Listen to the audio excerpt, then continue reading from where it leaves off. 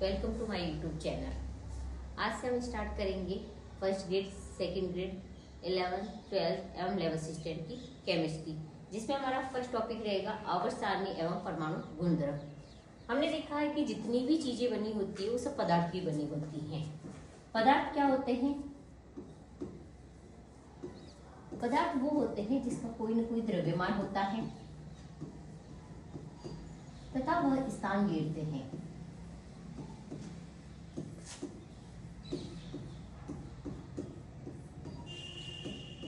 जैसे कि white board है, मार्कर है, ये सारे क्या होते हैं? पदार्थ होते हैं। इनका कोई न कोई भार या द्रव्यमान होता है और ये एक निश्चित स्थान को घेरते हैं। पदार्थ का जो सबसे छोटा भाग होता है, पदार्थ अनेक भागों से मिलकर बना होता है, जिसमें से जो सबसे छोटा भाग होगा उसे कहा जाता है परमाणु, अर्थात एटम। एटम दो भाग से मिलकर बना होता है, ए टॉम। ए का मतलब होता है नॉन, टॉम का मतलब होता है डिविजिबल।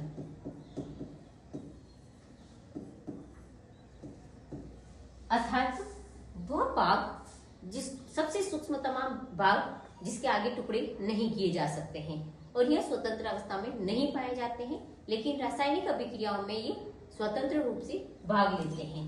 इसकी खोज डाल्टन ने की थी।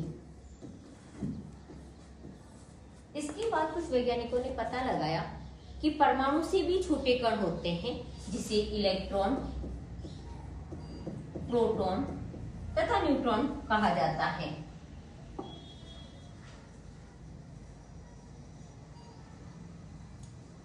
इलेक्ट्रॉन, प्रोटॉन, न्यूट्रॉन ये पदार्थ के मूलभूत कण कहलाते हैं।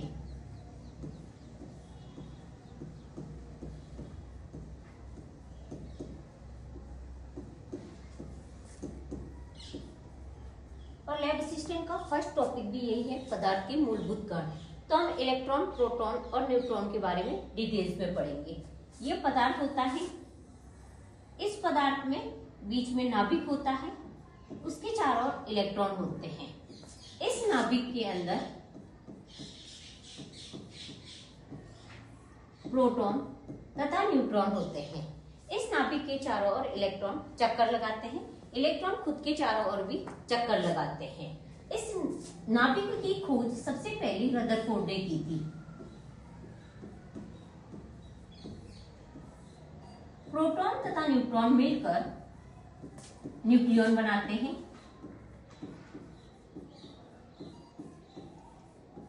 पूछ लिया जाए न्यूक्लियॉन क्या होते हैं, तो प्रोटॉन तथा न्यूट्रॉन मिलकर न्यूक्लियॉन बनाते हैं। यह न्यूक्लियॉन सबसे पहले मोजले के द्वारा दी गई थी।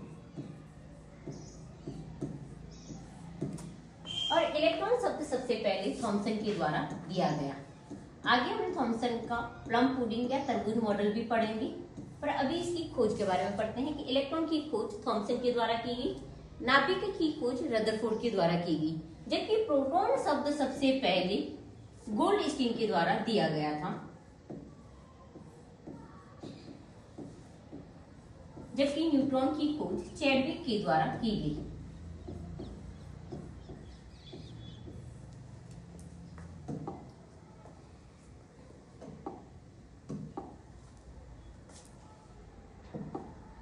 तो अब स्टार्ट करेंगे कि इलेक्ट्रॉन, प्रोटॉन तथा न्यूट्रॉन।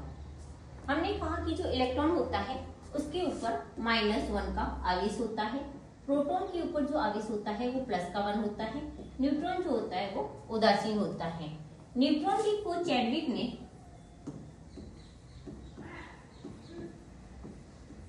बेरिलियम तत्व की सहायता से की थी, जबकि रदरफोर्ड ने अपने प्रयोग में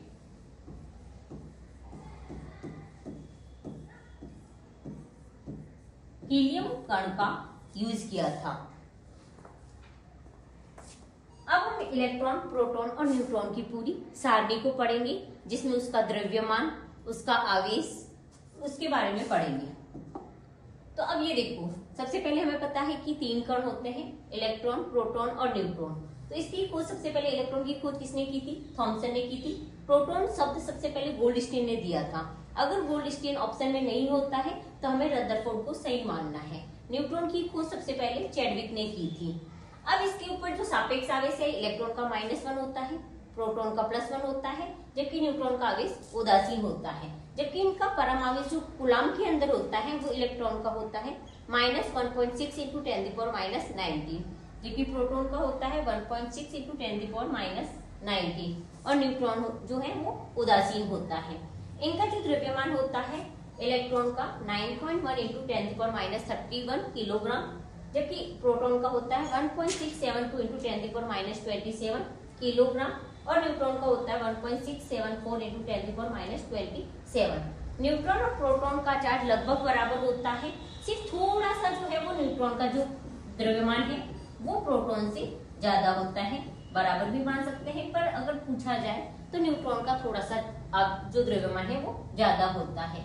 अब इसका यू या डाल्टन पूछा जाए तो इसका जो है 0.00054 1.0072 प्रोटॉन का, जबकि न्यूट्रॉन का होता है 1.0086। लगभग जो द्रव्यमान है वो इलेक्ट्रॉन का 0 होता है, जबकि प्रोटॉन और न्यूट्रॉन का लगभग 1 माना जाता है।